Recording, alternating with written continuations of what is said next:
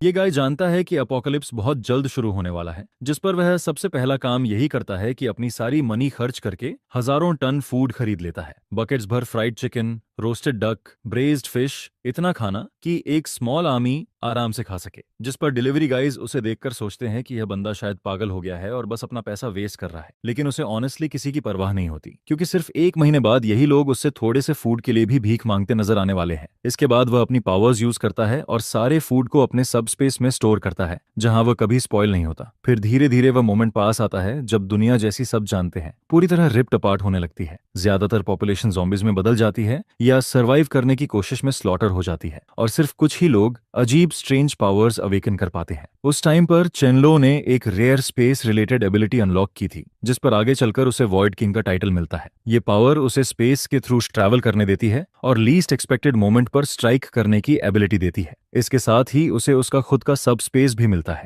लेकिन एंड में ये सब मैटर नहीं करता। चाहे वह कितना भी पावरफुल क्यों ना बन जाए, वह किसी को सेव नहीं कर पाता। फिर धीरे धीरे वन बाय वन सारे सर्वाइवर्स वैनिश होते चले जाते हैं। कोई ईटन हो जाता है, कोई म्यूटेट हो जाता है, और कोई मैडनेस में चला जाता है। आगे चलकर मॉन्स्टर्स इवॉल्व होकर और भी हॉरिफाइंग क्रीचर्स बन जाते हैं, और इवेंचुअली एक भी ह्यूमन बाकी नहीं रहता। वह रूइंस में अकेले भटकता रहता है, एजेस जैसे फील होने वाले टाइम तक, जिस पर इवन सर्वाइवल भी पॉइंटलेस लगने लगता है, और फिर वह गिव अप करने के लिए रेडी हो जाता है। तभी अचानक कुछ स्ट्रेंज होता है। वह टाइम में पीछे खींच लिया जाता है, बिल्कुल उस मोमेंट पर जब अभी भी सब कुछ चेंज करने का चांस बचा हुआ होता है। डिजास्टर शुरू होने से एक महीना पहले उसकी सारी पावर्स गॉन होती है, पूरी तरह वाइप्ड क्लीन। लेकिन सब कुछ खत्म नहीं हुआ होता। जिस सबस्पेस को उसने कभी क्रिएट किया था, बेसिकली एक पर्सनल स्टोरेज डायमेंशन जो टाइम को स्टॉप कर सकता है, वह अभी भी एग्जिस्ट करता है। यह देखकर उसे साफ समझ आ जाता है कि अब क्या करना है। स्टेप 1, फूड गैदर करना और टन्स में करना। वाटर, मेडिसिन, टूल्स, हर एसेंशियल चीज, लेकिन मोस्टली फूड, क्योंकि जब सोसाइटी कोलैप्स करती है तब फुल स्टमक सबसे बड़ी ब्लेसिंग होती है, और टाइमलेस सब स्पेस की वजह से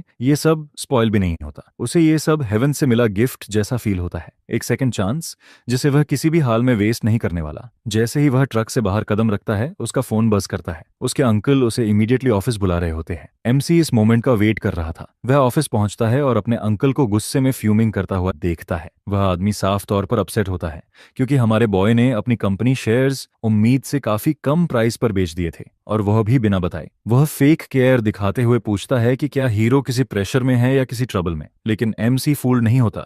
अपनी प्रीवियस लाइफ में वह इस आदमी को डिसेंट और फैमिली मानता था, यहां तक कि लुकअप भी करता था। लेकिन यह इल्यूजन तब टूट गया था जब उसे अपने कजन से पता चला कि यही अंकल उस कार क्रैश के पीछे था जिसमें उसके पेरेंट्स मारे गए थे। धीरे धीरे इस अंकल ने पूरी कंपनी अपने कंट्रोल में ले ली थी, और हर टाइम स्माइल करते हुए, जबकि हमारा बॉय उसे ब्लाइंडली ट्रस्ट करता रहा था। लेकिन अब उसने डिसाइड कर लिया होता है कि ऐसा फिर कभी नहीं करेगा। वह अपने अंकल से कहता है कि उसने शेयर्स इसलिए बेचे क्योंकि उसे लगता है कि मीट प्राइसेस बहुत जल्द स्काई रॉकेट करने वाले हैं। केओस आते ही फूड गोल्ड से भी ज्यादा वैल्यूएबल बन जाता है। वह उसे अश्योर करता है कि अगर सही तरीके से खेला जाए तो जो स्टैश वह बना रहा है उसकी वैल्यू 10 गुना, शायद 100 गुना तक बढ़ सकती है, जिस पर उसका अंकल इसे पूरी नॉनसेंस मानता है। फिर भी वह ऑफर करता है कि वह मीट को थोड़े हायर रेट पर वापस खरीद लेगा। एमसी बस श्रग करता है और कहता है कि अब टू लेट हो चुका है, क्योंकि कॉन्ट्रैक्ट साइन हो चुके हैं और सब कुछ ऑलरेडी सोल्ड ऑफ है। तभी उसका फोन फिर से बजता है। वह बाहर जाकर कॉल पिक करता है और पीछे अंकल चुपचाप उसे लेसन सिखाने की प्लानिंग करता रहता है। यह कॉल किसी ऐसी चीज के बारे में होती है जिसे एमसी काफी टाइम से सर्च कर रहा था। एक स्क्रफी लुकिंग डॉग, एग्जैक्टली एक चाइनीज मट। कॉलर फोटो भेजकर कंफर्म करता है कि क्या यही वही डॉग है। अपनी लास्ट लाइफ में जब दुनिया फॉल अपार्ट हो चुकी थी, लोग सर्वाइवर्स को उनकी पावर्स के हिसाब से रैंक करने लगे थे। स्पेस कैटेगरी में हमारा हीरो नंबर 1 था। फायर कैटेगरी में top rank spirit flame maiden के पास था, जिसे ब्लड रोज कहा जाता था। और इलेक्ट्रिसिटी कैटेगरी में लाइटनिंग वॉलॉक, जो कि सरप्राइजिंगली एक डॉग निकलता है। वह मोट किसी तरह इलेक्ट्रिक पावर्स गेन कर लेता है और बेहद डेंजरस बन जाता है। लेकिन उस वर्ल्ड में जहां फूड मिलना ऑलमोस्ट इम्पॉसिबल था, ज्यादातर लोग उसे वॉकिंग मीट समझते थे। कई लोगों ने उसे हंट करने की कोशिश की और ऑलमोस्ट सभी को ब्रूटल प्राइस चुकानी पड़ी। इकलौता इंसान जिसने उसे मारकर खाया था वह एमसी खुद था। लेकिन इस बार वह वही मिस्टेक रिपीट नहीं करने वाला। वह फोटो को देखता है और डॉग को तुरंत पहचान लेता है, और इस बार मील की तरह ट्रीट करने के बजाय वह उसे फ्रेंड की तरह ट्रीट करने का प्लान बनाता है। उसे बेस्ट फूड देना, केयर करना और उसकी लॉयल्टी अर्न करना। यह सोचकर वह फोन पॉकेट में रखता है और अपने फ्यूचर डिजास्टर कंपेनियन से मिलने निकल पड़ता है। हमारा बॉय अपने अंकल को गुड बाय कहता है। अंकल अगले मीटिंग का इंतजार करता है, लेकिन डीप डाउन हीरो बेहतर जानता है अगली बार मिलने का कोई चांस नहीं होने वाला। वह पहले ही देख चुका है कि आगे क्या आने वाला है, और ये आदमी और इसका बेटा दोनों अपकमिंग डिजास्टर में सर्वाइव नहीं कर पाएंगे। इसके बाद वह एक डिंजी से रेस्टोरेंट की तरफ जाता है जो डॉग मीट सर्व करने के लिए इनफेमस है। जैसे ही वह वहां पहुंचता है, उसकी नजर एक मिजरेबल हालत वाले डॉग पर पड़ती है जो केज में बंद होता है। उसकी कंडीशन पैथेटिक से भी वर्स होती है। डॉग को देखते ही एमसी के दिमाग में पहला थॉट यही आता है कि इस क्रीचर को जरा भी आइडिया नहीं है कि नियर फ्यूचर में जब सब कुछ फॉल अपार्ट होगा तब यही दुनिया पर डोमिनेट करने वाला है। हमारा बॉय डॉग से प्रॉमिस करता है कि वह उसे सेव करेगा। फिर वह रेस्टोरेंट ओनर की तरफ मुड़ता है और उस पर अपने डॉग को चुराने का एक्यूजेशन लगा देता है। ओनर पहले से जानता होता है कि यह डॉग बस एक स्ट्रे है और हीरो जानबूझकर ट्रबल क्रिएट कर रहा है। वह इंसिस्ट करता है कि उसने डॉग प्रॉपर चैनल से खरीदा है और उसकी स्क्रैपी अपीयरेंस देखकर लगता है कि यह किसी का पेट नहीं हो सकता। लेकिन एमसी पीछे नहीं हटता। वह पुलिस कॉल करने और पूरे प्लेस की इन्वेस्टिगेशन कराने की धमकी देता है।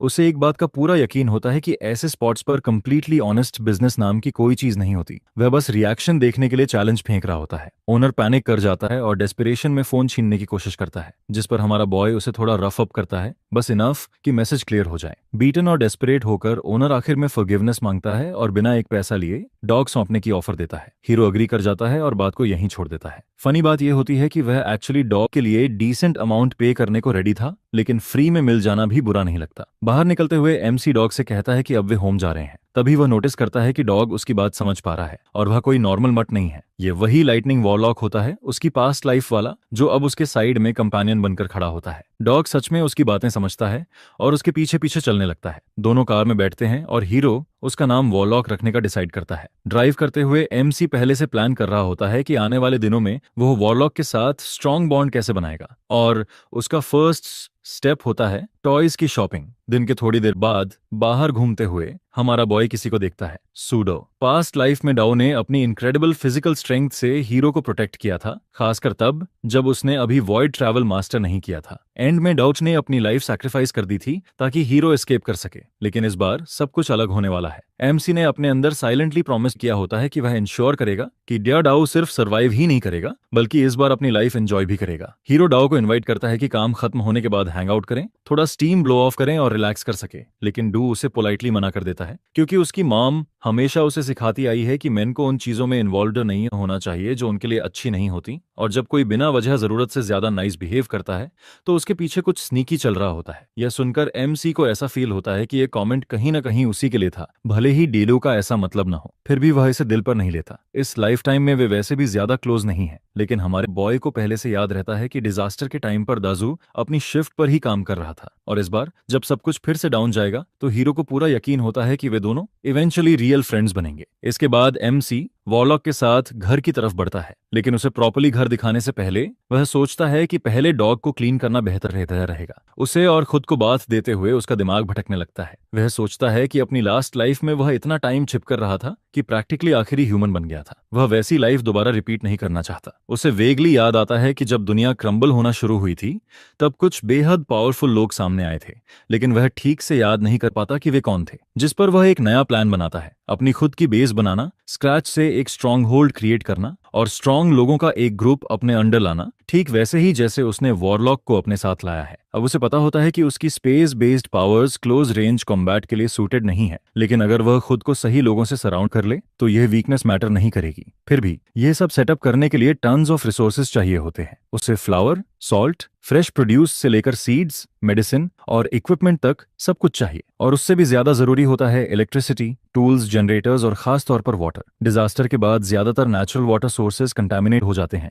जिन्हें बचाना इम्पॉसिबल हो जाता है। लोग उन्हें क्लीन करने का कोई तरीका नहीं ढूंढ पाते, जिस पर रेन वाटर ही अकेला सेफ ऑप्शन बचता है। तभी उसके दिमाग में एक और बात क्लिक करती है कि उसे हाई वोल्टेज स्टोन बैटन्स का पूरा बैच प्रिपेयर करना होगा। जैसे ही वह इसका जिक्र करता है, वॉरलॉक एकदम फ्रीज हो जाता है, जिस पर हीरो उसे रीअश्योर करता है कि यह उसके लिए नहीं बल्कि ज़ॉम्बीज के लिए है। उसे जो पता है उसके हिसाब से ज़ॉम्बीज किसी भी इलेक्ट्रिकल चीज से डरते हैं। प्रॉब्लम बस यही होती है कि इलेक्ट्रिसिटी हमेशा के लिए नहीं रहती। उसकी प्रीवियस लाइफ में डिजास्टर के बाद ये काफी जल्दी डिसअपियर हो गई थी, लेकिन शुरुआती कियोटिक दिनों में इलेक्ट्रिक बैटन्स सुपर इफेक्टिव साबित हुए थे। वह प्लान करता है कि इन्हें टफ मेटल आर्मर के साथ पेयर करेगा, जिससे उसके लोग प्रैक्टिकली अनस्टॉपेबल बन जाएंगे। वह हर डिटेल को सोच समझकर जल्दी से जल्दी ऑर्डर्स प्लेस करने का डिसाइड करता है, क्योंकि उसके पास टाइम वेस्ट करने का मौका नहीं होता। ये सब सेटल होने के बाद वह फाइनली बैठकर खाना खाता है और ये भी इंश्योर करता है कि वॉरलॉक को भी प्रॉपर मील मिले। तभी जब वह थोड़ा रिलैक्स करना शुरू करता है, डोर पर नॉक होती है। बाहर मयू खड़ी होती है,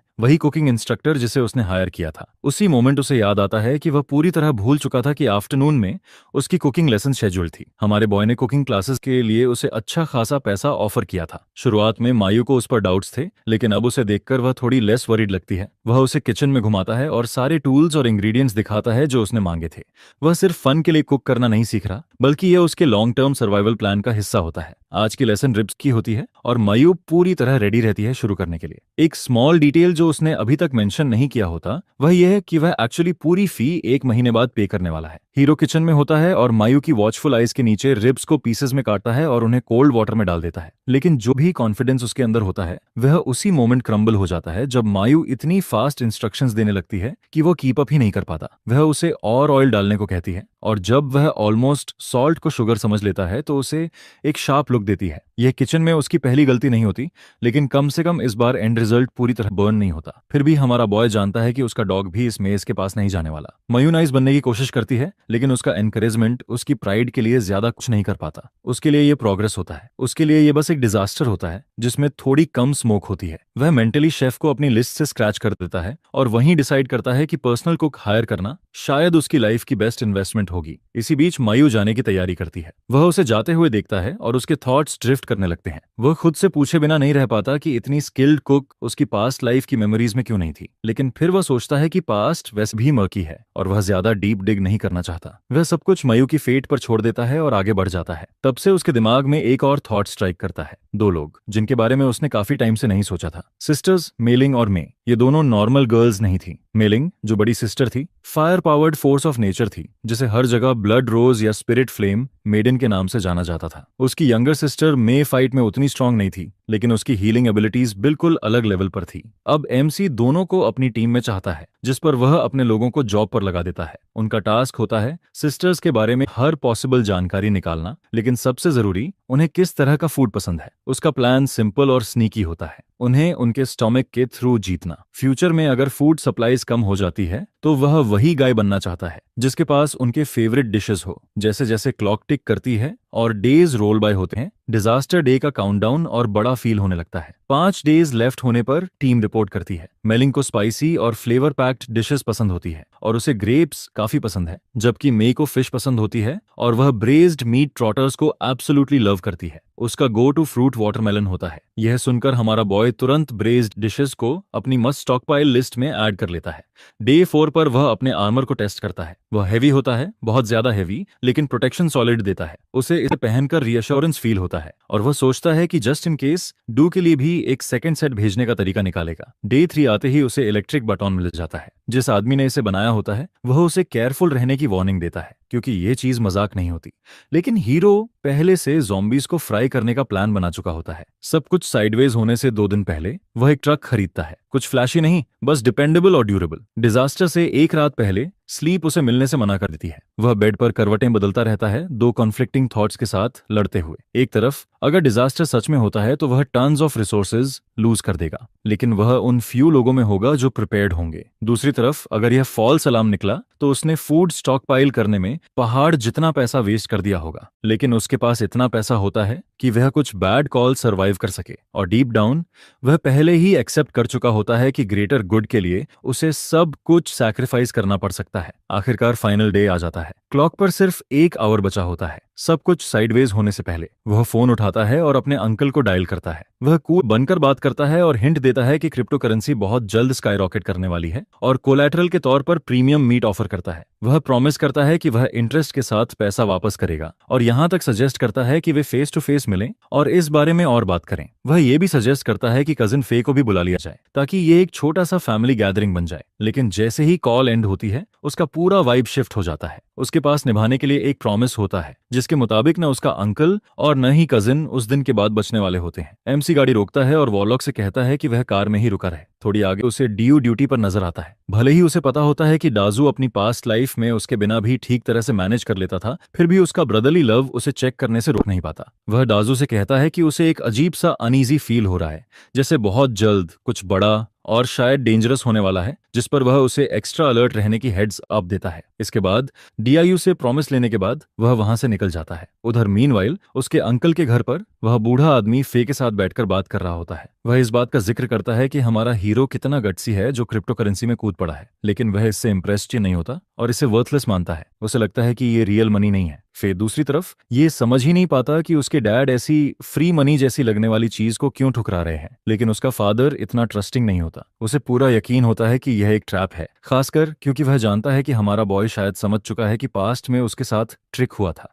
इसलिए उसे लगता है कि एमसी अब गेम पलटने की कोशिश कर रहा है। लेकिन फे का नजरिया अलग होता है। उसे लगता है कि क्रिप्टो करेंसी खरीदना गैम्बलिंग जैसा है, रिस्की और अनप्रिडिक्टेबल। वह सस्पेक्ट करता है कि हीरो शायद पैसे के लिए डेस्परेट है और उसके पास रीच आउट करने के लिए ज्यादा लोग नहीं है, इसी वजह से वह उनके पास आया है। तभी हमारा बॉय दरवाजे पर पहुंचता है। उसका अंकल उसे वार्मली ग्रीट करता है, एक ऐसी स्माइल के साथ जो आंखों तक पहुंचती ही नहीं। क्लॉक सुबह के ठीक 9 बजे पार कर चुकी होती है। वे पोलाइट स्मॉल टॉक और फॉर्मल बातें करते हैं, जिसके बाद एमसी को डाइनिंग टेबल पर बैठने के लिए कहा जाता है। वह खाना शुरू करता है, जबकि एटमॉस्फेयर अजीब तरह से टेंस बना रहता है। थोड़ी ही देर बाद उन्हें मेड के रूम से एक स्ट्रेंज नॉइज सुनाई देती है। फे के डैड उसकी तरफ देखकर कहते हैं कि जाकर चेक करे, जिस पर हीरो भी उसके पीछे पीछे उठ जाता है। फे डोर खोलता है और वहीं फ्रीज हो जाता है। अंदर एक वुमन होती है जो ज़ॉम्बी बन चुकी होती है और किसी के ऊपर बैठी होती है। फाय पैनिक में जमीन पर गिर जाता है। वह ज़ॉम्बी उस पर चार्ज करती है, लेकिन वह टूटे हुए डोर से समहाउ उसे ब्लॉक कर लेता है। उसी मोमेंट एमसी एक्टिंग करता है जैसे वह बहुत कंसर्न्ड हो और बस देखना चाहता हो कि हो क्या रहा है, लेकिन हेल्प करने के बजाय वह डोर को हटा देता है, जिससे ज़ॉम्बी को आगे बढ़ने का क्लियर रास्ता मिल जाता है। फिर अचानक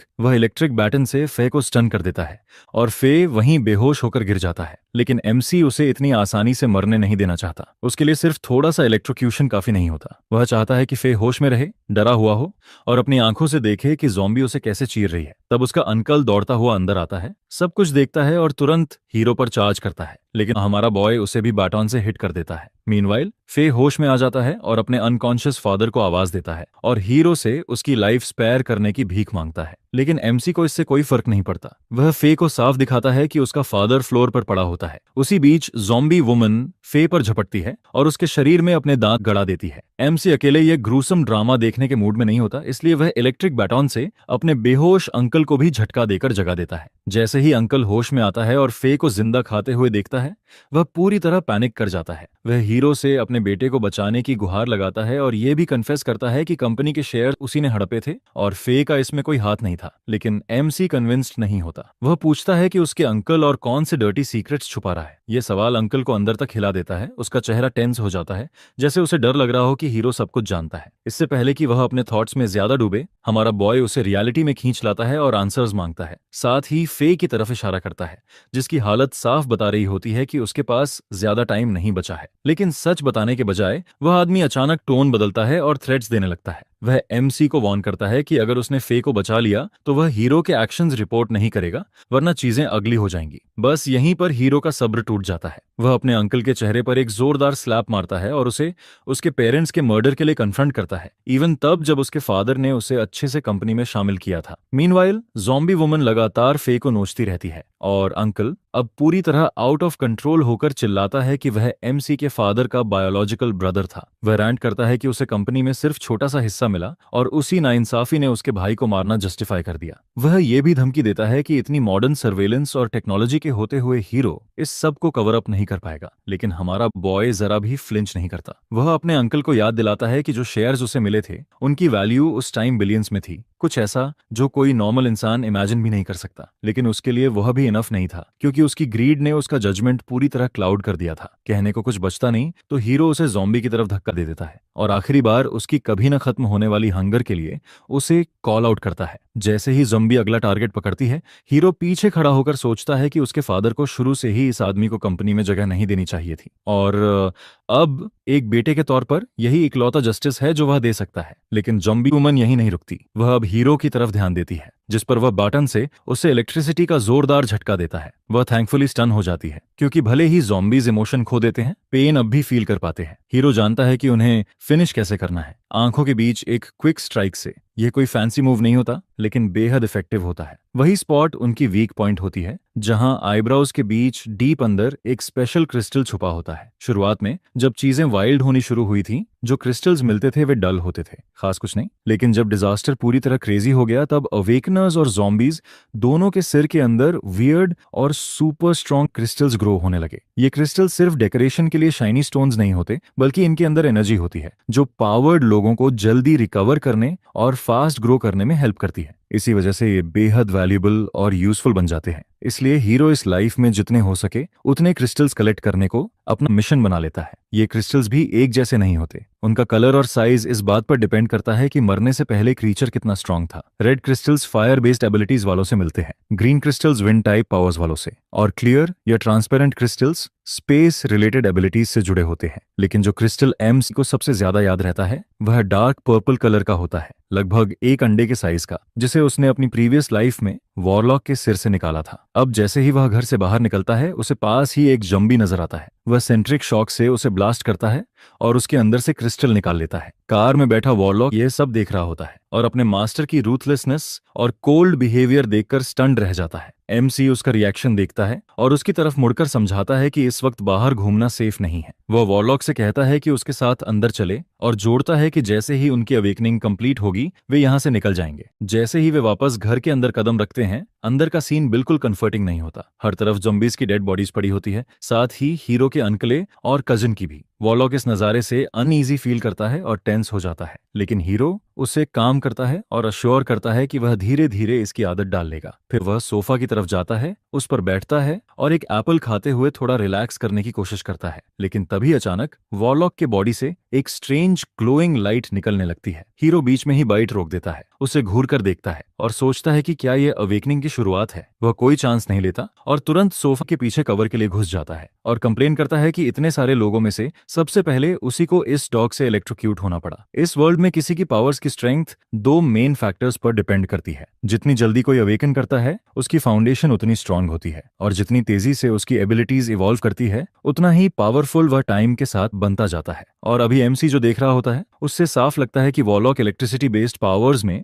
डेफिनेटली टॉप टियर बनने वाला है। उसे बस यही उम्मीद रहती है कि स्ट्रेंथ के साथ साथ डॉग की इंटेलिजेंस भी ग्रो करे, क्योंकि सिर्फ पावर्स काफी नहीं होती। वह यह सब होते हुए देखता है और खुद को रोक नहीं पाता ये फील करने से कि यहाँ तो एक डॉग भी ज्यादातर ह्यूमन से बेहतर कर रहा है। लेकिन जैसे ही उसे इस अनफेयरनेस से थोड़ा इरिटेशन होने लगता है, उसके बॉडी में एक शार्प पेन दौड़ जाती है। वह तिलमिला जाता है और रियलाइज करता है कि वह भी ज्यादा पीछे नहीं है। एमसी ने अभी अपनी एक एबिलिटी यूज की होती है, लेकिन ऑनेस्टली उसे ये पूरा वेस्ट सा लगता है। सिर्फ एक स्पेस स्फीयर थ्रो करने में ही उसकी लगभग क्वार्टर एनर्जी ड्रेन हो जाती है। और वर्स्ट पार्ट ये होता है कि उसका इफेक्ट भी बेयरली कुछ होता है। वह बिल्कुल इम्प्रेस नहीं होता, क्योंकि साफ है कि इस तरह ज़ॉम्बीज से फाइट करने से कुछ हासिल नहीं होने वाला। जिस पर वह डिसाइड करता है कि पहले पावर अप करना ज्यादा बेहतर है। उसके लिए क्रिस्टल्स ही आगे बढ़ने का सबसे स्मार्ट तरीका लगते हैं। लेवल अप के बारे में सोचते हुए उसका दिमाग वापस मेमोरीज में चला जाता है कि केओस के बाद यह सिस्टम कैसे काम करता है। पावर्स अवेकन करने वाले लोगों को ग्रेड 1 से ग्रेड 10 तक रैंक किया जाता है, लेकिन जब कोई टॉप पर पहुंच जाता है तो उसके आगे एक और लेवल होता है, जिसे किंग टियर कहा जाता है। उसकी पास्ट लाइफ में वॉरलॉक और स्पिरिट फ्लेम मेडन दोनों इस टियर तक पहुंचे थे। हमारा बॉय भी वहां तक पहुंचा था, लेकिन वॉरलॉक का क्रिस्टल अब्सॉर्ब करने के बाद किंग टियर के आगे क्या होता है यह उसे ठीक से पता नहीं, और न ही उसे ज्यादा फर्क पड़ता है। उस टाइम पर उसके साथ खाना शेयर करने वाला कोई नहीं था, मजाक करने वाला कोई नहीं था, और पास बैठने वाला भी कोई नहीं था। लाइफ पूरी तरह हॉलो बन चुकी थी और ऑनेस्टली उसे मरना ज्यादा आसान ऑप्शन लगने लगा था। करीब पूरे 5 मिनट बाद वह उन थॉट्स से बाहर निकलता है और डिसाइड करता है कि अब सीरियस होने का टाइम आ गया है। उसका नेक्स्ट मूव क्लियर होता है, इनफ क्रिस्टल्स गैदर करना ताकि वह ग्रेड 2 तक पहुंच सके। वही उसे जरूरी एज देने वाला है। वह वॉरलॉक की तरफ मुड़ता है और उसे वाइल्ड इलेक्ट्रिक ब्लास्ट छोड़ना बंद करने को कहता है। इसके बजाय वह उसे इंस्ट्रक्ट करता है कि सारी एनर्जी थ्रोट चैनल करे, फोकस के साथ बिल्ड करे और फिर सीधे टारगेट पर रिलीज करे। वॉरलॉक कमांड सुनता है और उसे फॉलो करता है, जिस पर हीरो अप्रूवल में उसकी साइड पर हल्का सा पैट देता है। नेक्स्ट लिस्ट में आता है कूलिंग चेंबर। वह सोचता है कि कुछ अनएक्सपेक्टेड होने से पहले वहां स्टोर्ड सारा फूड कलेक्ट कर लेना बेस्ट रहेगा। थोड़ी ही देर में वे सुपरमार्केट पहुंच जाते हैं। कार पार्क करने के बाद दोनों बाहर निकलते हैं। हमारा बॉय वॉरलॉक को इशारा करके बताता है कि अंदर प्लेंटी सप्लाईज होनी चाहिए, खासकर क्योंकि यह जगह टाउन के हाई एंड एरिया में होती है। फिर वह वॉरलॉक को ज़ॉम्बीज पर अटैक करने की परमिशन देता है, लेकिन वॉर्न करता है कि सीधे मेस में चार्ज नहीं करना है। प्लान यह होता है कि स्पीड और एजिलिटी यूज करके उन्हें बाहर ल्योर किया जाए, हेड ऑन फाइट नहीं करनी है। दोनों साथ मिलकर एक्शन में आते हैं और साइड बाय साइड ज़ॉम्बीज को 1 बाय 1 टेक डाउन करते हैं। जब वॉरलॉक का अटैक मिस हो जाता है तो हीरो उसे वरी न करने को कहता है और उन्हें डिस्ट्रैक्टेड रखने को बोलता है, क्योंकि उसके पास खुद के लिए और भी काम होते हैं। बाकी सब वॉरलॉक के भरोसे छोड़कर वह बिल्डिंग के अंदर चला जाता है और मन ही मन होप करता है कि वेल्थी नेबरहुड में पहुंचने के बाद उसे कुछ हाई क्वालिटी गुड्स मिल जाए। ज़ॉम्बीज अब उसके लिए कोई बड़ी प्रॉब्लम नहीं रह जाते। वह रूइंड सुपरमार्केट में कैजुअली मूव करता है, बीच बीच में कुछ ज़ॉम्बीज को फ्राई करता है और जो भी यूजफुल लगता है उसे उठा लेता है। कुछ स्नैक्स, फ्रूट्स और कोर क्रिस्टल्स, वह सब कुछ सब स्पेस में ऐसे टॉस करता है जैसे कैजुअल ग्रोसरी रन पर निकला हो टिम्स, और फिर बाहर निकल आता है। उससे वॉरलॉक नजर आता है जो ज़ॉम्बीज के एक छोटे ग्रुप से स्क्रैम्बल करके बच रहा होता है। पुअर डॉग ऐसा लग रहा होता है जैसे कॉन्फिडेंस क्राइसिस से गुजर रहा हो, क्योंकि वह खुद को अपने मास्टर की फ्लैशी और एफर्टलेस ज़ॉम्बी जैपिंग स्किल्स के सामने यूजलेस फील कर रहा होता है। एमसी ये नोटिस करता है और डिफरेंस दिखाने के लिए एक और ज़ॉम्बी को इलेक्ट्रोक्यूट करता है। फिर वॉरलॉक को रिएश्योर करता है कि वह एक्चुअली बहुत अच्छा कर रहा है। वह उससे कहता है कि वह ऑलरेडी काफी हेल्पफुल है और थोड़ा और टाइम मिलने पर वह सबसे स्ट्रॉन्गेस्ट डॉग बन जाएगा। ये वर्ड्स मैजिक की तरह काम करते हैं। वॉरलॉक पर्कअप हो जाता है और दोनों डिसाइड करते हैं कि अब घर वापस चलना चाहिए। ड्राइव करते हुए रोड पर एक दूसरी कार वाला आदमी उन्हें हाथ दिखाकर रोकता है। वह हीरो से पूछता है कि आखिर हो क्या रहा है और वह पुलिस से कांटेक्ट क्यों नहीं कर पा रहा। हमारा बॉय उसे सीधे बता देता है कि बाहर फुल ब्लोन डिजास्टर चल रहा है। वह आदमी टीम अप करने की इंसिस्ट करता है, लेकिन एमसी उसे मना कर देता है। वह हार्टलेस नहीं बन रहा होता, बस उसके पास एक प्लान होता है।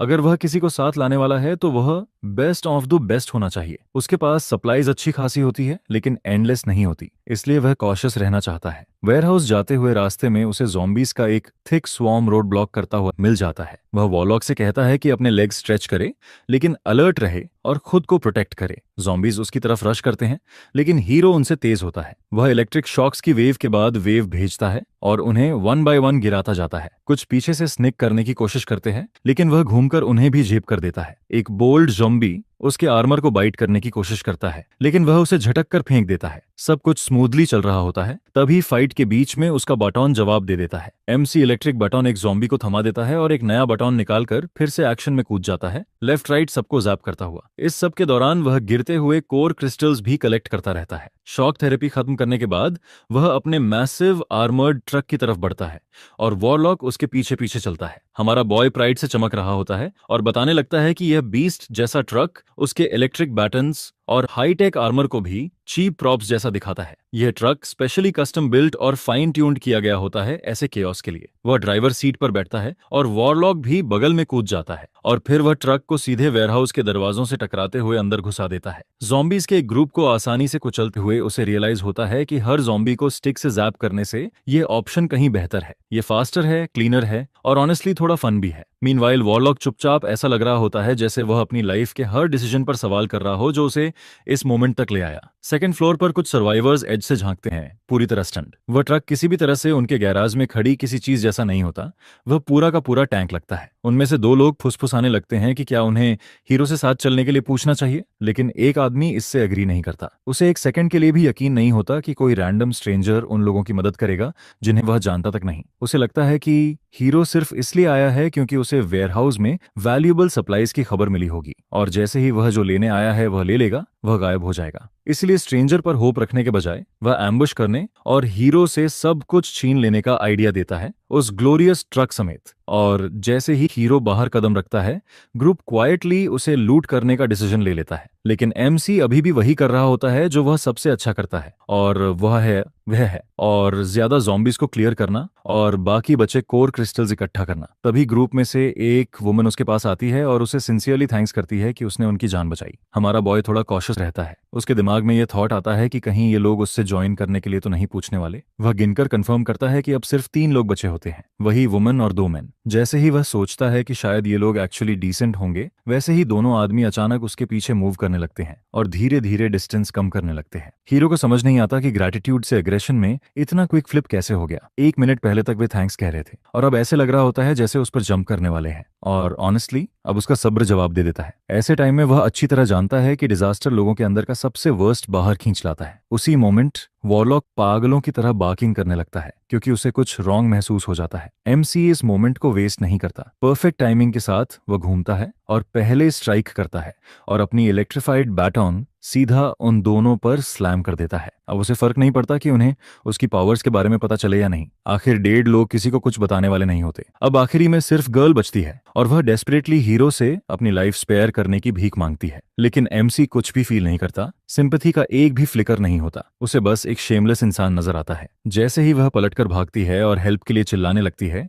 हीरो खुद उसका पीछा करने की जरूरत नहीं समझता। वह वॉरलॉक को सिग्नल देता है और यह काम उसी पर छोड़ देता है। डॉग तेजी से उसके पीछे दौड़ता है और उसे लड़खड़ा कर जमीन पर गिरा देता है। वहीं उसका एंड हो जाता है जब हमारा बॉय पास आकर उसे फिनिश कर देता है। यह सब डील करने के बाद वह वेयरहाउस की तरफ ध्यान देता है। अंदर एक ह्यूज स्टॉक पाइल होता है और रिजल्ट से वह पूरी तरह सेटिस्फाइड रहता है। वह जो भी मिल सकता है और बर्फी टबना सब लोड करने लगता है। टॉन्स का फूड एक के बाद एक अपने स्टोरेज स्पेस में टॉस करता जाता है। इस बार यह एक बड़ा हॉल होता है और वह खुश हो जाता है। काम खत्म होने के बाद वह ट्रक में बैठता है और थोड़ी देर रिलैक्स करने के लिए घर लौटने का प्लान बनाता है। वह सोचता है कि बाद में सुपरमार्केट वापस आकर एक और राउंड लगाया जा सकता है। ड्राइव करते हुए उसका दिमाग थोड़ी देर के लिए डाजू के बारे में सोचने लगता है कि वहां सब ठीक चल रहा होगा या नहीं। ज्यादा टाइम नहीं बीतता कि अचानक एक आदमी सामने आकर ट्रक को रोकने की कोशिश करता है। हीरो तुरंत नोटिस करता है कि वह आदमी अपने कोट के नीचे कुछ छुपा रहा होता है। एक्सपीरियंस से शार्पन हुए उसके इंस्टिंक्ट्स उसे कॉशियस रहने को कहते हैं। अगर वह आदमी रास्ते से नहीं हटता तो वह बिना सेकंड थॉट उसे कुचलने के लिए रेडी हो जाता है। इग्नोर होने पर वह आदमी फ्रस्ट्रेटेड हो जाता है और थ्रेट्स चिल्लाने लगता है। लेकिन एमसी पूरी तरह अनफेज्ड रहता है।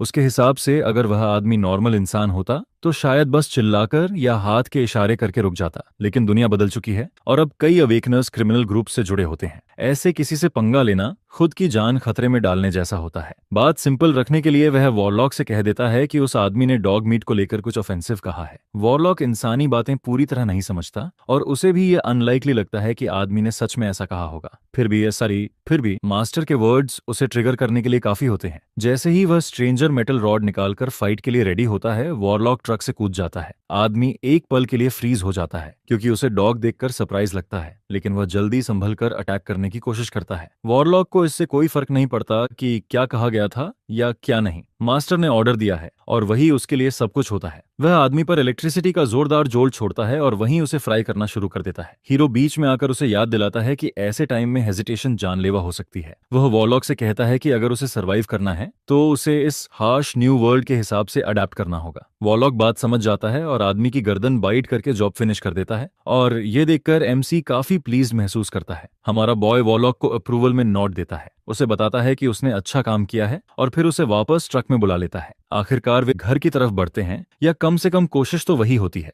रास्ते में हीरो मेंशन करता है कि इस एरिया की रोड्स उनके ट्रक के लिए काफी नैरो है, इसलिए वह वॉरलॉक से कहता है कि पहले नीचे उतरकर ज़ॉम्बीज को अट्रैक्ट करे, जबकि वह लॉन्ग राउट लेकर दूसरी साइड से पार्किंग का प्लान बनाता है। वॉरलॉक बाहर कूदता है और जोर जोर से बार्किंग करने लगता है, जिससे आसपास के सारे ज़ॉम्बीज उसी की तरफ खिंच जाते हैं। मीनवाइल एमसी लंबा रास्ता लेकर सेफली ट्रक पार्क करता है। उसे पूरा पता होता है कि जैसे ही वॉरलॉक नजरों से ओझल होगा, ज़ॉम्बीज वापस आकर उसके व्हीकल को घेर लेंगे। उसके हिसाब से यह फ्री ज़ॉम्बी सिक्योरिटी जैसा है, क्योंकि उन चीजों के रहते कोई भी पास आकर ट्रक को डैमेज या स्टील करने की हिम्मत नहीं करेगा। आगे बढ़ते हुए उसे थोड़ा रिलीफ महसूस होता है कि पास्ट में लौटने से अभी तक ज्यादा कुछ चेंज नहीं हुआ है। डीओयू अभी भी ह्यूमन होता है और फिलहाल सब कुछ स्टेडी लगता है। ज़ॉम्बीज से बचते हुए उसके दिमाग में ओल्ड मेमोरीज फ्लैश होने लगती है। उसे याद आता है कि प्रीवियस लाइफ में डाओ इस नेबरहुड के अंदर और गहराई में भाग गया था। वह अस्यूम करता है कि डायू ने आसपास की किसी विला में घुसकर खुद को छुपाया होगा, लेकिन उसे एग्जैक्ट याद नहीं रहता कि कौन सी, बस जनरल एरिया ही याद रहता है। कोई बेहतर प्लान ना होने की वजह से वह ओल्ड फैशन्ड तरीका अपनाता है और डाजू का नाम जोर से चिल्लाने लगता है। वॉरलॉक पीछे मुड़कर हीरो को ऐसे देखता है जैसे वह पूरी तरह पागल हो गया हो, क्योंकि ऐसे चिल्लाना तो ज़ॉम्बीजर्स को ओपन इनविटेशन देने जैसा होता है। उधर ज्यादा दूर नहीं, दानू सच में वह आवाज सुन लेता है और ऑलमोस्ट तुरंत पहचान भी लेता है। वह एक वुमन के साथ होता है जो उसे जाने से रोकने की कोशिश करती है। उसे लगता है कि जो भी चिल्ला रहा है या तो उसका दिमाग खराब हो गया है या वह खुद मरना चाहता है। डीआईयू को भी यह अजीब लगता है, लेकिन वह जानता है कि एमसी बिना वजह इतना रिस्की काम नहीं करता। उसकी क्यूरियोसिटी उस पर भारी पड़ जाती है और वह चेक करने का डिसाइड करता है। वुमन उसे अकेले जाने नहीं देना चाहती, इसलिए वह भी साथ चल पड़ती है। दोनों चुपचाप पास आते हैं और देखते हैं कि ज़ॉम्बीज का एक ग्रुप हीरो की तरफ बढ़ रहा होता है। लेकिन पैनिक करने के बजाय हीरो पावरफुल इलेक्ट्रिक शॉक से उन्हें एक एक करके ऐसे वाइप आउट करता है जैसे कोई बड़ी बात ही ना हो। यह साइट डाउ और उस वुमन दोनों को थोड़ा रिलैक्स कर देता है। आखिरकार डू उसे आवाज देता है। दाजू को सेफ और अलाइव देखकर हीरो के अंदर रिलीफ की एक बड़ी वेव दौड़ जाती है। लेकिन जैसे ही उसकी नजर उस वुमन पर पड़ती है, उसका एक्सप्रेशन पूरी तरह बदल जाता है। वह उसे तुरंत पहचान लेता है। वह चेंजिंग होती है और बस उसी पल उसका मूड डार्क हो जाता है। प्रीवियस लाइफ में वह सिर्फ ट्रबल ही रही थी। वह मैनिपुलेटिव थी, स्नीकी थी और पूरी तरह सेल्फ सेंटर्ड थी। उसे टैप वाटर से इतनी नफरत थी कि वह डू से पहले उसे टेस्ट करवाती थी। जब वह उस टाइम उनके साथ जुड़ी थी तब वह इनोसेंट बनने का नाटक करती थी और हीरो और दानू दोनों के करीब आने की कोशिश करती थी। वह रेशनिंग के दौरान फूड छुपा लेती थी, हेल्पलेस बनने का ड्रामा करती थी और दाजू के सामने हमेशा शो डालती थी और उसे पूरी तरह पपेट की तरह प्ले करती थी। एमसी पहले ही डिसाइड कर चुका होता है कि अगर इस बार भी वह वही स्टंट्स करने लगी तो वो उसे यूज करेगा ताकि दानू सीख सके कि लोग असल में कितने अनप्रिडिक्टेबल और ट्विस्टेड हो सकते हैं। फिर वह दानू कहता है कि उसके साथ चले क्योंकि वह चाहता है कि वे साथ रहें और एक दूसरे का ख्याल रखें। यह सुनते ही जिंग अचानक चार्म ऑन कर देती है और हीरो से मीठी बातें करने लगती हैं। वह मजाक भी करती है कि उनके सरनेम सेम हैं और वे सेंचुरीज पहले बिछड़े हुए रिलेटिव्स हैं। लेकिन हमारा हीरो जवाब देने की भी जहमत नहीं उठाता। वह उसे पूरी तरह इग्नोर करता है और आगे बढ़ने पर फोकस रखता है, इससे पहले कि और ज़ॉम्बीज उनके पास आ जाएं। जिंग को इरिटेशन होने लगती है कि उसका चार्म काम नहीं कर रहा, लेकिन फिर भी वह स्माइल बनाए रखती है। अंदर ही अंदर वह ऑलरेडी स्कीम बना रही होती है कि अगर वह किसी तरह एमसी को जीत ले तो वह दोनों के साथ सेफली रह सकती है जब तक गवर्नमेंट हेल्प भेजे। कम से कम उसका प्लान तो यही होता है। इसके बाद एमसी उन्हें अपनी विला ले जाता है। जिंग इधर उधर नजर डालती है और मानने पर मजबूर हो जाती है कि यह मैंशन उस गंदे से प्लेस से काफी बड़ा अपग्रेड है जहां वह पहले फंसी हुई थी।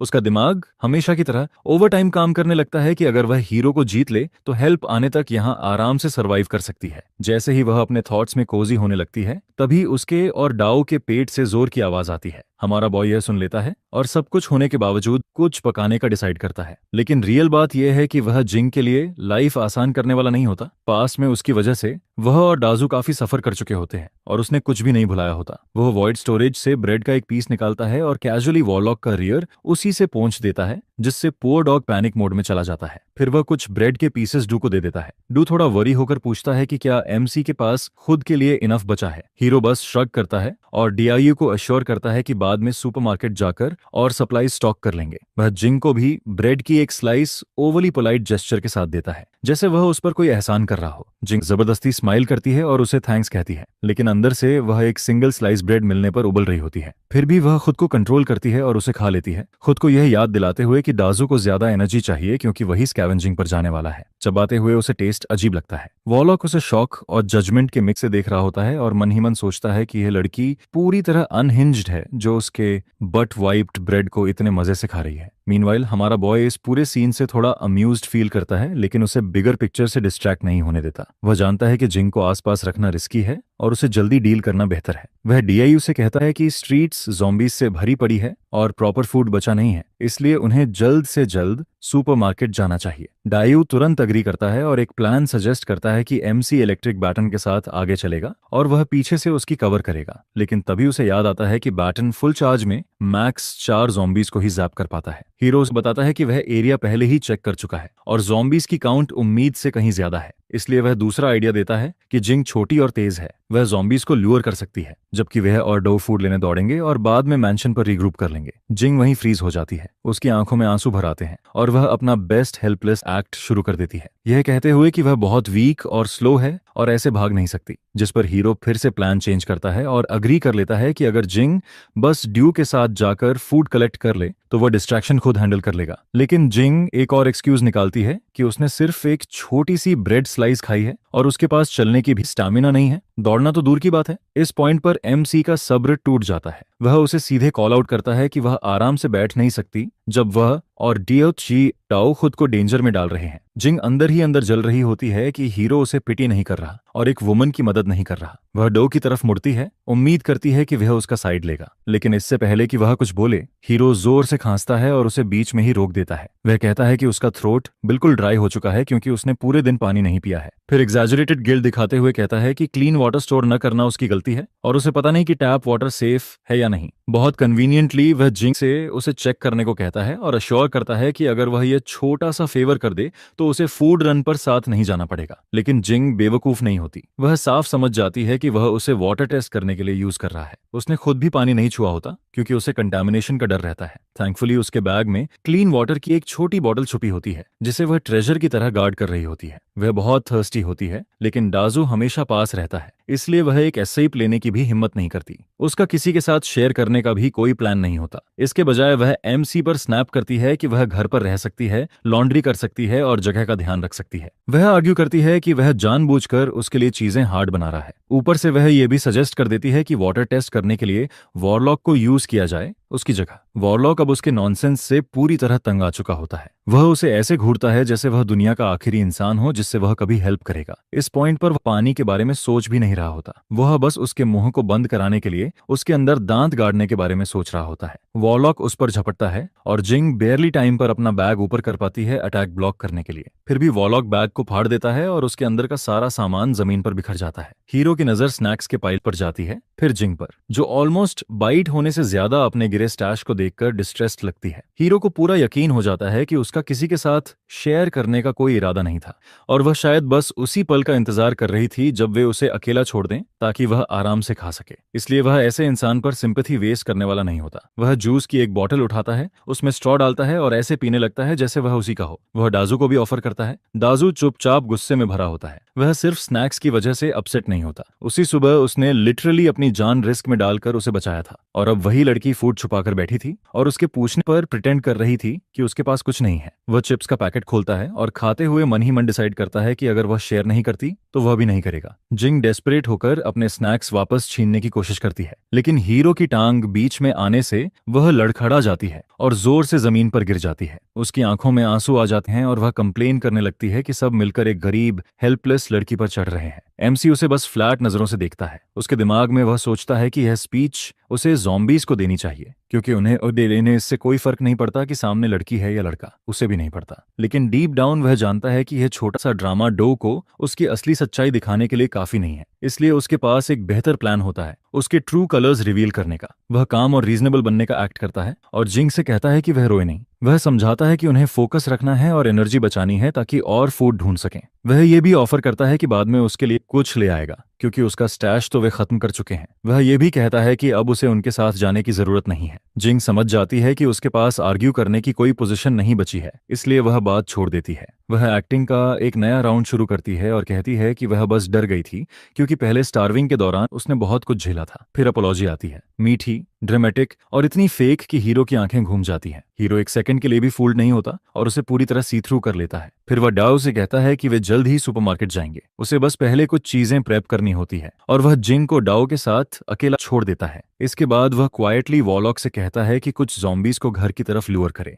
वॉलॉक को पूरी तरह समझ नहीं आता कि एमसी उन्हें सीधे फ्रंट डोर तक क्यों बुलाना चाहता है, लेकिन हमारा बॉय उसे रीअश्योर करता है कि सब जल्दी समझ आ जाएगा और बस प्लान फॉलो करने को कहता है। फिर हीरो अपना सीक्रेट वेपन निकालता है जो असल में गार्लिक निकलता है। वह फ्रेश गार्लिक सॉस बनाता है और वापस ड्यू और जिंग के पास चला जाता है। गार्लिक की तेज और ओवरवेलमिंग स्मेल तुरंत दोनों को हिट करती है। इसके बाद वह एक स्टोरी सुनाने लगता है कि कैसे उसने बाहर किसी को देखा था जो ओल्ड स्कूल ज़ॉम्बी मूवीज जैसा कुछ ट्राई कर रहा था, गले में गार्लिक पहनकर, और अपेरेंटली वह सच में काम कर गया था। ऑब्वियसली ये पूरी नॉनसेंस होती है। असल में गार्लिक की स्मेल ज़ॉम्बीज को और ज्यादा अट्रैक्ट करती है, लेकिन हीरो को पूरा भरोसा होता है कि जिंग इस पर फंस जाएगी। वह स्टोरी में एक ट्विस्ट और जोड़ देता है कि गार्लिक सिर्फ 2 लोगों के लिए इनफ है। तब बाहर से आवाजें आने लगती हैं, ज़ॉम्बीज की ग्रोनिंग, घसीटते हुए फुटस्टेप्स। एमसी जिंग की तरफ देखता है और जैसा उसने सोचा था वह पूरी तरह पेल पड़ चुकी होती है। उसके दिमाग में वह स्मर्क करता है। अब उसके पास 2 ऑप्शंस होते हैं, या तो उनके साथ फाइट करे या उस so called life saving garlic के लिए भीख मांगे। किसी भी तरह उसे जिंग का मास्क उतरते देखने का इंतजार रहता है। स्टील गेट पर बैंगिंग और तेज होती जाती है। जिंग सच में पैनिक करने लगती है। ऐसा फील होता है जैसे ज़ॉम्बीज किसी भी सेकंड गेट तोड़ देंगे। दूसरी तरफ हमारा बॉय एक बोल उठाता है जिसमें गार्लिक सॉस भरा होता है और उसे अपने ऊपर डाल लेता है। फिर वह डाओ की तरफ मुड़ता है और उसे दूसरे बोल से वही करने को कहता है, लेकिन डाओ वहीं खड़ा रहता है, फ्रोजन, अपने ही थॉट्स में खोया हुआ। उसे जिंग पसंद नहीं होती, बिल्कुल भी नहीं, लेकिन वह यह भी डिनाई नहीं कर पाता कि उसने ऐसा कुछ नहीं किया है जो सच में डेथ डिजर्व करता हो। अगर वह सॉस अपने ऊपर डालता है तो इसका मतलब जिंग नहीं बचेगी। मीनवाइल जिंग एक सेकंड भी हेजिटेट नहीं करती। वह अच्छे से जानती होती है कि सॉस वाला बोल उसकी लाइफलाइन है। बिना किसी की परमिशन का वेट किए वह झट से बोल पकड़ती है और सारा सॉस अपने ऊपर डाल लेती है। उसी पल डाओ को रियलाइज होता है कि वह कितनी कोल्ड और सेल्फिश है। वह तो एक्चुअली उसे सॉस देने ही वाला था, लेकिन उसने बिना सोचे समझे खुद ही ले लिया। तभी हीरो डाओ से कहता है कि ऐसे मोमेंट्स में वह सबके साथ काइंड अफोर्ड नहीं कर सकता, क्योंकि कुछ लोग डिसेंट ह्यूमन बीइंग्स की तरह ट्रीट किए जाने के लायक ही नहीं होते। जिंग, जो अब पूरी तरह गार्लिक सॉस में भीगी होती है, फाइनली समझ जाती है कि यह सब एक सेटअप था। वह एमसी पर चिल्लाती है और उसे लाइंग और ट्रिक करने का अक्यूज करती है, लेकिन हीरो उसे साफ बता देता है कि उसने सब कुछ अपनी मर्जी से किया है, किसी ने उसे सॉस डालने के लिए फोर्स नहीं किया। और सबसे वर्स्ट बात यह है, वह उसे बताता है कि ज़ॉम्बीज गार्लिक की स्मेल से अट्रैक्ट होते हैं और उसने बेसिकली खुद की डेथ उन्हें सौंप दी है। यह सुनकर जिंग का चेहरा शॉक से सफेद पड़ जाता है। वह आर्ग्यू करने की कोशिश करती है कि वह बस सरवाइव करना चाहती थी, लेकिन एमसी उसकी कोई भी एक्सक्यूज नहीं मानता। वह उसे सीधे बताता है कि उसने डीएआईयू का फायदा उठाया, जो उसके लिए भाई जैसा है, और ऐसे इंसान को सैक्रिफाइस करने में उसे कोई प्रॉब्लम नहीं है। इसके बाद वह डाजू को आर्मर का एक और पीस देता है और लेटर उसे अपनी न्यूली अवेकेंड डायमेंशनल पावर्स के बारे में बताने का प्लान करता है। जिंग को लेकर उसे कोई चिंता नहीं होती, क्योंकि वह जानता है कि वह ज्यादा देर तक जिंदा नहीं रहने वाली। फिर वह डाजू से कहता है कि किसी सेफ रूम में जाकर छुप जाए, क्योंकि उसका आसपास रहना उसे स्लो करेगा और दोनों की जान खतरे में डाल देगा। जिंग डेस्परेट हो जाती है और एमसी से सब कुछ भूल जाने की भीख मांगती है।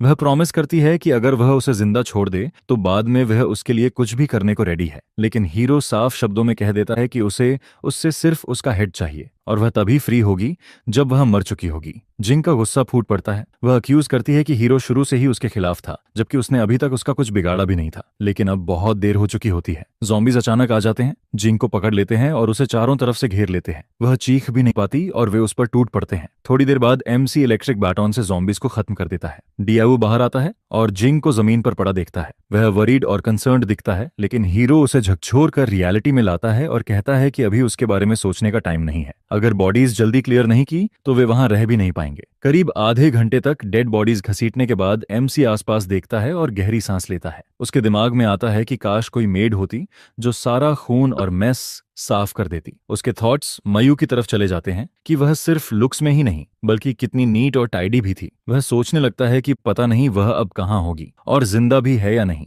डीआईयू सजेस्ट करता है कि लोकल ग्रोसरी स्टोर चलते हैं कुछ खाने के लिए लेने के लिए, लेकिन हीरो इंसिस्ट करता है कि घर पर ऑलरेडी बेटर फूड है और डाओ को ड्रिंक के लिए ऊपर चलने को कन्विंस कर लेता है। अपर फ्लोर पर पहुंचते ही डो फूड को ऐसे सामने आते देख पूरी तरह स्टन्ड रह जाता है, जैसे मैजिक से निकला हो। टेबल पर बैठने के बाद एमसी उससे पूछता है कि क्या उसे हाल ही में अपने बॉडी में कुछ स्ट्रेंज फील हुआ है। डाजू सिर हिलाकर बताता है कि आफ्टरनून में उसे तेज हेडेक हुआ था, लेकिन अब वह अजीब तरह से ज्यादा स्ट्रांग और एनर्जाइज्ड फील कर रहा है। हीरो उसे बताता है कि ऐसा शिफ्ट अनयूजुअल नहीं है और यह अक्सर किसी बड़े डिजास्टर से ठीक पहले होता है। वह जोड़ता है कि कुछ टाइम पहले उसने खुद भी यही फील किया था। फिर वह अपनी अनयूजुअल एबिलिटी के बारे में एक्सप्लेन करना शुरू करता है। वह बताता है कि उसके पास एक मिस्टीरियस वॉइड जैसी एनर्जी को टैप करने का तरीका है। उसे लगा कि कुछ बड़ा आने वाला है, इसलिए उसने एडवांस में रिसोर्सेज गैदर करके स्टोर कर लिए। हीरो जानता है कि यह सब सुनने में अनबिलीवेबल लगता है, लेकिन रीबॉर्न होने जैसी चीज के सामने यह एक्सप्लेनेशन काफी टेम है। उसे पूरा भरोसा होता है कि डाजू इसे आसानी से समझ लेगा। वह यह भी कहता है कि उसे अंदर से फील हो रहा है कि वे दोनों ब्रदर्स की तरह क्लोज हो जाएंगे,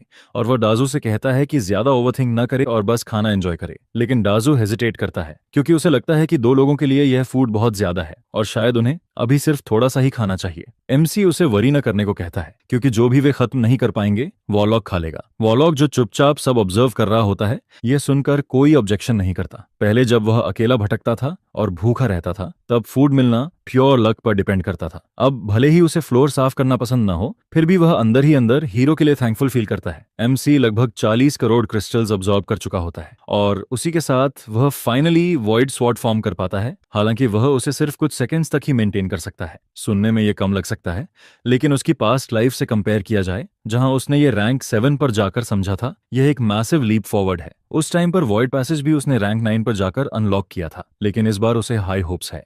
अगर प्रोग्रेस इसी पेस से चलता रहा तो उसे लगता है कि रैंक 4 तक पहुंचते पहुंचते वह वॉइड पैसेज अनलॉक कर लेगा। और एलिमेंट ब्लेड की बात करें तो जिसे वह किंग रैंक्ड वॉरियर बनने के बाद ही समझ पाया था, अब उसे धीरे धीरे यह फील आने लगता है कि इस बार वह चीज काफी पहले ही सामने आ सकती है। सिर्फ यह सोच ही उसके अंदर एक्साइटमेंट और अचीवमेंट का स्ट्रांग फील भर देती है। जैसे ही वह नीचे आता है उसे डू पहले से उसका वेट करता हुआ मिल जाता है। वह काफी पंप्ड लगता है और बताता है कि एमसी की एडवाइस सच में काम कर गई। अपेरेंटली 7 कोर क्रिस्टल्स अब्सॉर्ब करने के बाद दाजू अपनी स्ट्रेंथ में एक सॉलिड और नोटिसेबल बूस्ट फील कर रहा होता है। उसी मोमेंट वॉरलॉक एक बाग करता है। पता चलता है कि उसने भी समहाउ अपने आप 9 कोर क्रिस्टल्स निगल लिए होते हैं। हमारा हीरो राहत की सांस लेता है कि वो 99 नहीं है, वरना घंटों तक नॉनस्टॉप बाकिंग डिजास्टर झेलना पड़ता। दाजू यह सोचकर शॉक्ड रह जाता है कि वॉरलॉक ने उसे भी पीछे छोड़ दिया। एमसी उसे याद दिलाता है कि अपने डॉग को अंडर एस्टिमेट मत करो, क्योंकि उस फर के पीछे सीरियस टैलेंट छुपा हुआ है। फिर वह डीआईयू को आर्मर का एक सेट देता है और मेंशन करता है कि ब्रेकफास्ट के बाद वह उसे ट्रक तक साथ चलने को चाहता है। ट्रक तक पहुंचते ही वे देखते हैं कि ज़ॉम्बीज कैजुअली उसके आसपास घूम रहे होते हैं। अलार्म या कॉशियस होने के बजाय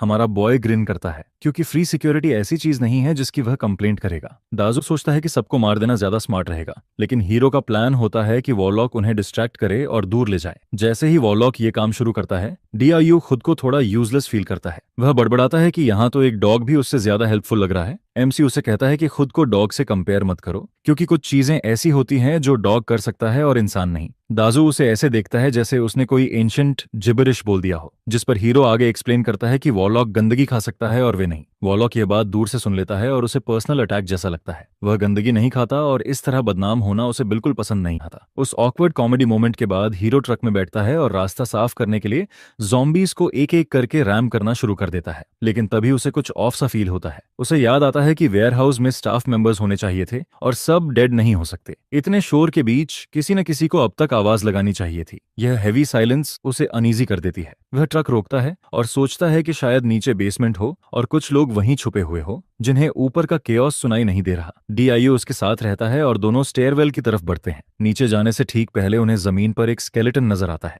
एमसी जानता है कि ज़ॉम्बीज आमतौर पर तब तक नहीं रुकते जब तक सिर्फ बोन्स न बचें, लेकिन फिर भी वे चीजों को इतनी नीटली साफ नहीं करते। इसका मतलब होता है कि उस बॉडी को किसी और ने खाया है। वह सोचता है कि यह कोई म्यूटेटेड क्रीचर हो सकता है, जैसे कोई एंट या रैट, लेकिन उसे पता होता है कि ये दोनों अक्सर ग्रुप्स में चलते हैं, जो किसी भी हालत में बैड न्यूज है। तभी नीचे से स्ट्रेंज नॉइजेस आने लगते हैं। हीरो डाउ से कहता है कि भागो, और उसी समय रैट्स का एक पूरा ग्रुप उनकी तरफ रश करता है। वॉरलॉक तेज वार्निंग बाग करता है और प्रोटेक्टिवली रैट्स के सामने खड़ा हो जाता है, जैसे उनसे लड़ने को रेडी हो। हीरो उसे वार्न करता है कि रैट्स पर भौंकने के बजाय अपनी सेफ्टी पर फोकस करे, लेकिन रैट्स को ज्यादा प्रोवोक करने की जरूरत नहीं पड़ती।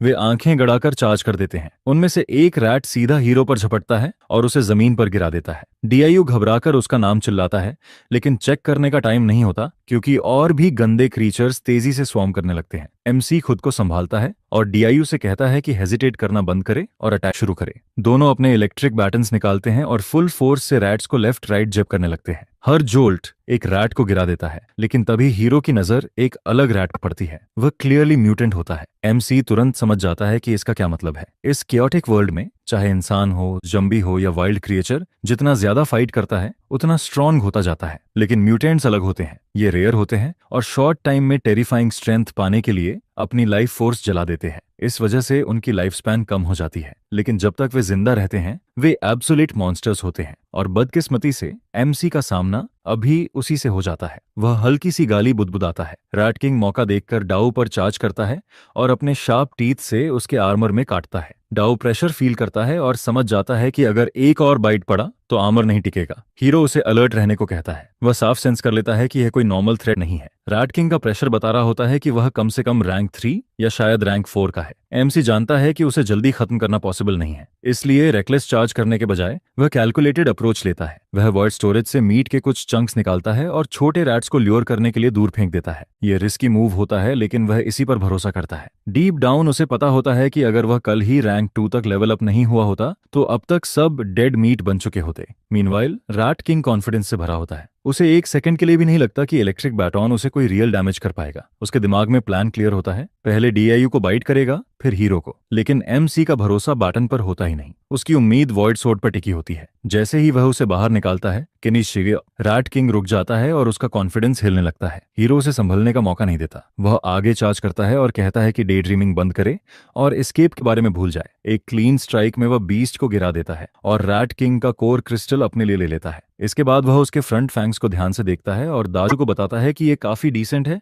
और बाद में वेपन क्राफ्टिंग में काम आ सकते हैं। खुद में स्ट्रेंथ कम होने की वजह से वह दाजू से उन्हें निकालने को कहता है। दाजू नोड करता है और फैंग्स निकाल लेता है। काम खत्म होते ही वे बेसमेंट की तरफ बढ़ते हैं। रास्ते में डीडो वॉइड स्टोरेज की कैपेसिटी के बारे में पूछता है। हीरो बताता है कि यह बहुत बड़ी नहीं है, लगभग उसी जगह जितनी जहां वे खड़े हैं। वह डीआईयू से यह भी कहता है कि कभी भी किसी को उसके रिसोर्सेज के बारे में मेंशन न करे। डेव प्रॉमिस करता है कि अगर कोई उसे आधा मार भी दे तब भी वह सीक्रेट नहीं बताएगा। जैसे ही ये वर्ड्स उसके मुंह से निकलते हैं, अचानक लाइट्स चली जाती है। एमसी समझ जाता है कि बस ब्लैकआउट हुआ है। वह फूड सप्लाईज जल्दी जल्दी गैदर करता है और वॉइड स्टोरेज में डालता है, क्योंकि इससे पहले कि कुछ और गड़बड़ हो वापस जाना बेहतर होता है। घर पहुंचने के बाद वह एक सीरियस बात रखता है कि फिलहाल उन्हें यहीं रुकना चाहिए और स्ट्रांग बनने पर फोकस करना चाहिए। रैट किंग वाली फाइट कंफर्ट जोन से काफी बाहर थी और वह ऐसी सिचुएशन में दोबारा नहीं फंसना चाहता। उसका अंदाजा होता है कि रैंक 3 तक पहुंचने में उसे करीब 2 से 3 दिन लगेंगे। मीनवाइल वह डीआईयू से कहता है कि आराम से रहे, कुछ गेम्स खेले, 2-4 मूवीज देख ले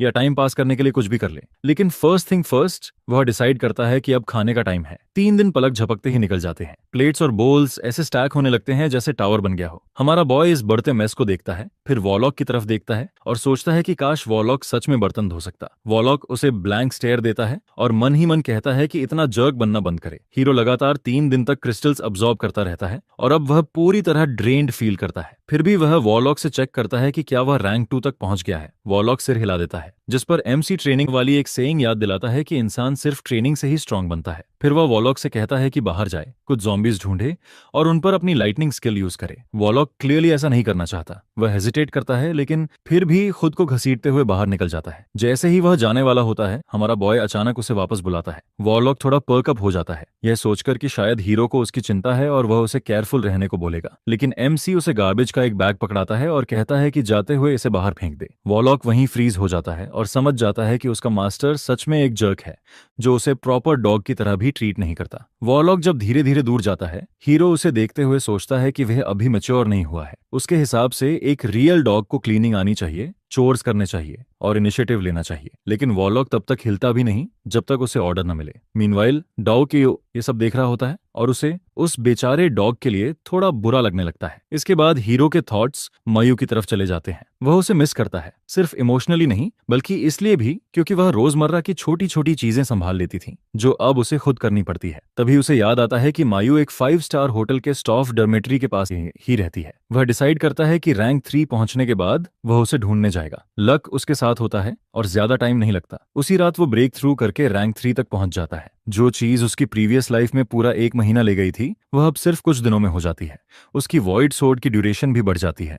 उसे लगता है कि अब इसे दुनिया के सामने लाने का सही टाइम है। उसका प्लान होता है कि अगली मॉर्निंग वे मयू को ढूंढने निकलेंगे और रास्ते में कुछ कोर क्रिस्टल्स भी कलेक्ट कर लेंगे। मॉर्निंग आती है और वे निकल पड़ते हैं। डीआईयू होटल के स्टाफ डॉर्मेट्री तक रास्ता ढूंढ लेता है और एमसी रास्ते में आने वाले ज़ॉम्बीज को कुछ इलेक्ट्रिक शॉक से हैंडल करता जाता है। अंदर जाते वक्त कुछ और ज़ॉम्बीज आ जाते हैं, जिन्हें बिना मर्सी वही ट्रीटमेंट मिलता है। करीब आधे घंटे की ज़ॉम्बी हंटिंग के बाद आखिरकार उन्हें कोई जिंदा इंसान मिल जाता है। होटल वेटर लियू WBO उन्हें हेल्प के लिए आवाज देता है। हमारा बॉय जेन्युइनली रिलीव्ड फील करता है, क्योंकि इतने टाइम बाद किसी को सांस लेते देखना अच्छा लगता है। वह WBO से मायू के बारे में पूछता है। दूसरी तरफ एक वुमन मायू से झगड़ रही होती है। वह चिल्लाकर कहती है कि जगह कम है और किसी न किसी को जाना पड़ेगा। तभी लीलिन नाम का एक बिजनेसमैन बीच में आता है। वह कहता है कि अगर सब लोग यहीं रहे तो बचा हुआ फूड ज्यादा दिन नहीं चलेगा और अगर मायू बात नहीं मानेगी तो उसे बाहर जाना होगा। एक और आदमी एग्री करता है और कहता है कि उसे सैक्रिफाइस कर देना चाहिए। वह मायू से कहता है कि कहीं और जाकर छुप जाए, जैसे यह कोई रियल ऑप्शन हो। मायू साफ समझ जाती है कि वे उसे चॉइस नहीं दे रहे, बल्कि मरने के लिए बाहर भेज रहे हैं, और वही करते हैं। वे उसे बाहर फेंक देते हैं, जैसे उसकी कोई वैल्यू ही ना हो। वह जमीन पर गिरती है, डिजी और सांस लेने में मुश्किल के साथ। उसके सीने में टाइटनेस बैठ जाती है, लेकिन वह खुद को काम रखने की कोशिश करती है और डिसाइड करती है कि उन्हें उन्हें टूटे दिल की सेटिस्फैक्शन नहीं देगी। उसका गुस्सा बढ़ने लगता है और वह सोचती है कि अगर कोई ऐसा इंसान हो जो पैसे के बदले इन सबको खत्म कर दे तो वह एक सेकंड भी नहीं सोचेगी। जॉम्बीज की ग्राउलिंग आवाजें पास आती जाती हैं। वह गहरी सांस लेती है और अपनी फेट एक्सेप्ट कर लेती है। लेकिन तभी जब सब कुछ खत्म सा लगता है, कोई सामने आता है और जाहिर है वह हमारा हीरो होता है। वह बैली थैंक्स फुसफुसा पाती है। तभी हीरो उसे चुप रहने को कहता है और अश्योर करता है कि ज़ॉम्बीज से निपटने के बाद वे बात करेंगे। काफी देर तक जैसे तैसे टिके रहने के बाद वुमन और उसका ग्रुप आखिरकार होप की झलक देखते हैं जब एमसी और ड्यू आकर ज़ॉम्बीज को गिरा देते हैं। वे बाहर आते हैं और वुमन डाओ और हीरो के पास आकर एक ऐसी स्माइल के साथ थैंक्स करती है जो थोड़ी ज्यादा पॉलिश लगती है। उसका नाम लिन ईयर होता है। उसके एलिगेंट पोस्चर और कॉन्फिडेंट टोन को देखकर लगता है कि वह कोई सेलिब्रिटी या वैसी ही कोई बड़ी पर्सनैलिटी होगी। अंदर ही अंदर वह होप कर रही होती है कि हीरो और डाजू उसे पहचान लेंगे और शायद उसके फैंस भी बन जाएंगे। लेकिन एमसी उसे एक नजर भी नहीं देता। उसका पूरा ध्यान मयू पर चला जाता है और वह चेक करता है कि वह ठीक है या नहीं। तभी मयू अचानक टूट जाती है और जो कुछ हुआ उसके लिए खुद को ब्लेम करने लगती है। हीरो उसकी बात सुनता है और फिर कहता है कि जरूरत से ज्यादा काइंड होना कई बार बहुत भारी पड़ जाता है। लिन बेशर्मी से उसे ऑफर देता है कि अगर वह उसे सेफली घर पहुंचा दे तो वह उसे अपनी कंपनी में हाई पेइंग पोजीशन देगा। ऑफर ऊपर से स्वीट लगती है, लेकिन डाओ इसे तुरंत समझ लेता है। वह उसे पंच मार देता है और कहता है कि उसे ऐसे लोग बिल्कुल पसंद नहीं जो अपनी वेल्थ दिखाते हैं और दूसरों की काइंडनेस को पैरों तले कुचलते हैं। ये सब देख रहे डमी WBO को शौक लग जाता है कि एमसी और डाजू किसी से नहीं डरते, ना ज़ॉम्बीज से और ना ही इन्फ्लुएंशियल लोगों से। हिट खाने के बाद लिन सरप्राइजिंगली मान लेता है कि वह गलत था, लेकिन फिर भी ऑफर दोहराने की हिम्मत करता है। लेकिन हीरो बिल्कुल अनइम्प्रेस्ड रहता है। उसका सिंपल रूल होता है, जो उसके या उसके लोगों के खिलाफ जाएगा उसे मौका मिलने पर वह छोड़ने वाला नहीं है। फिर भी वह उन्हें मारता नहीं है। इसके बजाय वह उन्हें बांध देता है और उनकी फेट को अधर में छोड़ देता है। लिन प्रोटेस्ट करता है और उसे हार्टलेस कहता है। उसके हिसाब से यह उन्हें मारने जैसा ही है। लेकिन डाओ उसे याद दिलाता है कि अभी थोड़ी देर पहले उन्होंने मायू को ऐसे ज़ॉम्बीज के हवाले कर दिया था जैसे वह डिस्पोजेबल हो। ईयर भी घुटनों पर गिर जाती है और हीरो से भीख मांगने लगती है कि उसे छोड़ दे। जब वह भी काम नहीं करता तो वह और नीचे गिर जाती है और डेस्पिरेशन में खुद को ऑफर कर देती है। लेकिन एमसी डिस्गस्ट महसूस करता है और उसे दूर रहने को कहता है। फिर भी वह रुकती नहीं। तभी हीरो का पेशेंस टूट जाता है और वह उसके मुंह में कपड़ा ठूंस देता है ताकि वह चुप हो जाए। ये मैस हैंडल होने के बाद तीनों फिर से आगे बढ़ते हैं, लेकिन ज्यादा दूर जाने से पहले WBO उन्हें रोकता है और कहता है कि उसे भी साथ ले चलें। हीरो उसे ऊपर से नीचे देखता है और पूछता है कि उसे साथ ले जाने लायक वह क्या कर सकता है। WBO कहता है कि वह कुछ भी करेगा, जिस पर MC उसे एक मेटल रॉड फेंकता है, स्ट्रीट की तरफ इशारा करता है और कहता है कि ज्वाइन करने की प्राइस ये है कि बाहर जाकर कुछ ज़ॉम्बीज को मारे। लेकिन WBO तुरंत पीछे हट जाता है। उसी मोमेंट हीरो को सब कुछ साफ दिख जाता है। उसने उसे चांस दिया था, लेकिन WBO ने उसकी वैल्यू नहीं समझी। हीरो भले ही जेनरस लगे जब उसने WBO को चांस दिया, लेकिन असल में उसका कभी भी उसे टीम में लेने का इरादा नहीं था। यह सब सेटल होने के बाद हीरो का ध्यान मायू की तरफ चला जाता है। वह मायू से कहता है कि किचन संभालने के लिए उसके पास कोई नहीं है और लॉजिस्टिक्स उसकी स्ट्रॉन्ग साइड नहीं है। बर्तन घिसने और ज़ॉम्बीज तोड़ने में से उसे साफ तौर पर दूसरा वाला ज्यादा पसंद है, इसलिए वह कुकिंग की जिम्मेदारी उसे ऑफर करता है। डील को स्वीट करने के लिए वह उसकी सेफ्टी अश्योर करता है और प्रॉमिस करता है कि वह उसके साथ कभी बुरा बिहेव नहीं करेगा। यह सच में थोड़ा बोल्ड होता है, लेकिन मायू पूरे स्माइल के साथ हाँ कह देती है। फिर वह उसे टीम में वेलकम करता है और डिसाइड करता है कि घर पहुंचने पर सेलिब्रेशन फीस्ट होगी, लेकिन जाहिर है कुक वही करेगी। घर पहुंचने के बाद MC उसे अपनी और DAU की पावर्स के बारे में ब्रीफ देता है और उसकी एबिलिटी के बारे में पूछता है। मायू बताती है कि कुछ दिन पहले उसे तेज स्प्लिटिंग हेडेक हुआ था, लेकिन वह अपनी एबिलिटी समझ नहीं पाई क्योंकि वह बहुत भूखी थी और फोकस नहीं कर पाई। हीरो उसे एनकरेज करता है कि वह फील करके देखे और सच में उसकी हथेली पर एक छोटी सी फ्लेम जल उठती है। MC ग्रिन करता है। किचन में एक फायर यूजर होने से वह कन्विंस्ड हो जाता है कि फ्यूचर में उसके मील्स नेक्स्ट लेवल होने वाले हैं और सच में ऐसा ही होता है। कुछ घंटों बाद मायू एक ऐसा फीस तैयार करती है कि हमारा बॉय और डू दोनों प्रैक्टिकली ड्रूल करने लगते हैं। खाना खत्म करने के बाद MC देखता है कि मायू टेबल साफ कर रही है और वह वहीं खड़ा सोचता है कि फाइनली अब उसे बर्तन नहीं धोने पड़ेंगे, लेकिन पहले उसे उसका रूम दिखाना होता है। वह उसे एक फोन और चार्जर भी देता है और सेटल होने को कहता है। फिर वह शेयर करता है कि अगले कुछ दिन वे लो रहेंगे, सिर्फ पावर अप पर फोकस करेंगे और अपग्रेड करने का मेथड वो बाद में एक्सप्लेन करेगा। दिन गुजरते हैं और जल्द ही हीरो रैंक 3 तक लेवल अप कर लेता है। फिर वो डिसाइड करता है कि अब फिर बाहर निकलने का टाइम है, इस बार एक स्पेसिफिक मिशन के साथ, और मिशन होता है ज्यादा कोर क्रिस्टल्स गदर करना और सिस्टर्स माइली और मिलिए को ट्रैक करना। उसे लगता है कि उन्होंने बाहर का केओस टेस्ट कर लिया होगा और भले ही अभी रेस्क्यू करने का सही मोमेंट नहीं है, वह चीजों पर नजर रखना चाहता है। उसे पता है कि वे सिर्फ सर्वाइवर्स नहीं हैं बल्कि पावर हाउसेस है और वह चाहता है कि वे उसके साइड में आए। कुछ देर बाद हीरो मयू को फर्मली कहता है कि किसी भी हालत में किसी के लिए डोर न खोले। वह और डाओ क्रिस्टल्स कलेक्ट करने जा रहे हैं और वह चाहता है कि उनके जाने के दौरान कुछ अनएक्सपेक्टेड ना हो। दोनों एरिया में मूव करते हुए रास्ते के ज़ॉम्बीज क्लियर करते हैं। डाओ करीब 500 कोर क्रिस्टल्स कलेक्ट कर लेता है। हीरो को लगता है कि फिलहाल के लिए यह काफी है। इसके बाद वह डाजू से ट्रक की तरफ वापस जाने को कहता है और खुद वॉरलॉक को साथ लेकर स्ट्रे ज़ॉम्बीज डील करने निकलता है।